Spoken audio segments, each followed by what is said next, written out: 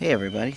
I was just outside working on this large piece of Peoria chert or Keokuk, making a blade, and I thought I'd turn on the camera really quick and talk about some support techniques for keeping some width on bifaces early when you want to go through that.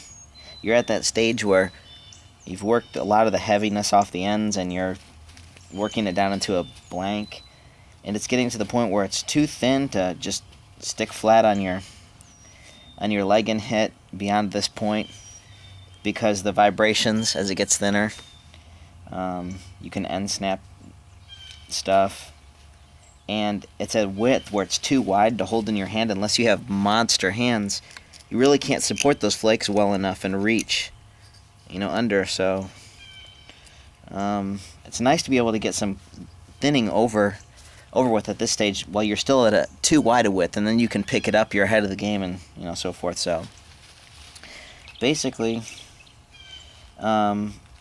this flake was at the point where I'm still working on the leg pretty well flat. I've got my end thinness taken off the ends, and I can kind of work towards the outside of the leg and support the blade. It's not sticking out, and I can just make isolated platforms and use the corner of this big moose billet to sort of catch the edge fairly well straight in and do some really aggressive thinning.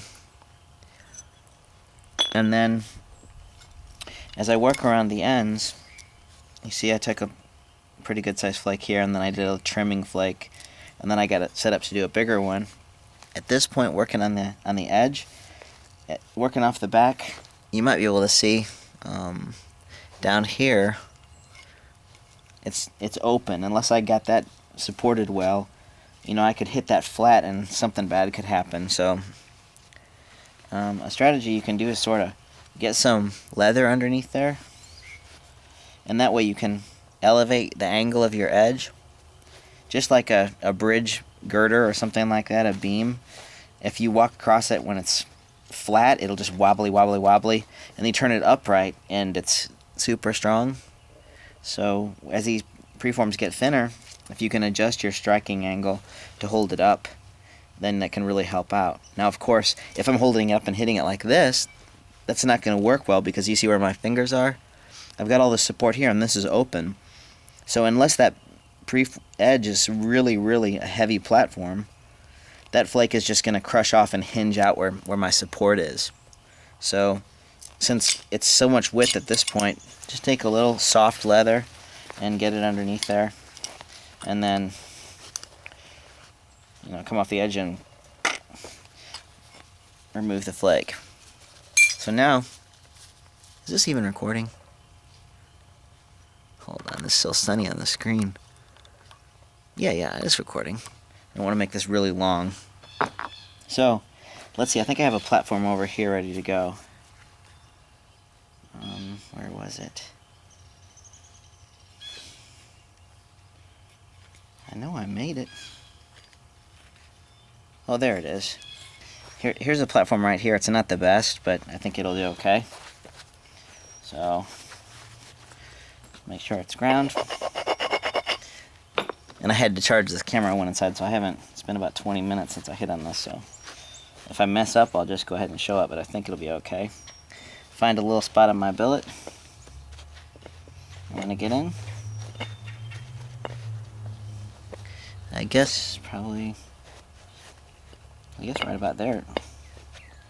I don't know where I was using on here. I guess like this will work. So get supported flat, just the leather.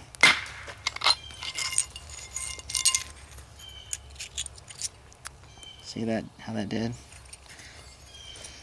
Now, what I want to do is, while I'm at this really wide stage, try to do a couple more. It looks like I'll have to do a little blending in here, just with some shorter flakes, and then do a little trimming, smoothing. Try to get another big one here, and catch up with some of these steps, and then I'll be at a stage where I'll have lost enough width I can pick it up in my hand and then just elevate my angle and free hold it. Now, if I was doing obsidian, I might want to, if I'm working out on the end with obsidian, I'd probably have this back edge sitting against something, but on this chart, it's pretty friendly. And then when I work up at the tip, I just adjust my swing. If you can see, my elbow is up. If also you can see, I've got, I just ate a meatball sandwich, so that's not blood. So I keep the edge really elevated, working on the ends, and so that was just a quick tip.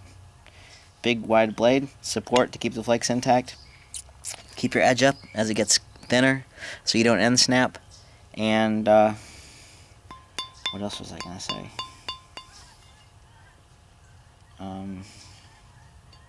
Oh, yeah, I've said this before, when the flakes are thicker, that's when you do the support. When you've got enough edge thickness and you're really thinning down, then you can have all kinds of support that holds the flakes together, and it's good. When you're doing finished patterns on this stuff, especially this stuff, you might have to reheat it. But if it's got a good even heat on it and the flakes are getting thin, that's when you don't want to trap them, right? Because the flakes are so thin, they're wide, and where there's pressure, it's where they're wanting to step off. So you just have to get your platforms very, very, very ground and faceted, but very small, and then just increase the speed of your billet or your punch, and not trap those flakes. You can trap them, but it has to be good ridges. If it's flat surfaces, then you don't trap them, because you want those suckers. You want to compensate. You put as much energy as you can to where those flakes are coming off whole. Right? If a platform's not perfect and a flake comes off and then encounters a valley or something and the flake breaks, then the moment of contact where the rest of that fracture is happening, as the flake gets wider, it'll want to stop prematurely. So the key to the game is to keep the harmonics of this thing tuned up, ding, ding, ding, so your platforms are really well ground, and that you're not trapping those flakes on finished patterns so that they come off clean. And so that's a tip. It's not really meant to be, obviously, this incidence of using large moose antler billets and making these large bifaces is complete speculative. Speculation. I'm not trying to talk about replication. I'm just trying to talk about keeping large, wide bases intact. Bifaces, not bases. You want your base intact, otherwise it'll fly across the room and then snap. So, alright, that's a minute longer than it needed to be. But that's your tip for the day. And it was, if it was worth 50 cents, then every time you watch a video, put that in a jar, and then when I sell my $1 a pound rock as a community service, you can go to flintnippers.com and buy it and make little points or whatever. So I'm just getting giddy because this weather is awesome. Weather's awesome, and I've got next year's wood still hoosiered up there. I need to build a woodshed. Alright, there's about 6 chipmunks in there.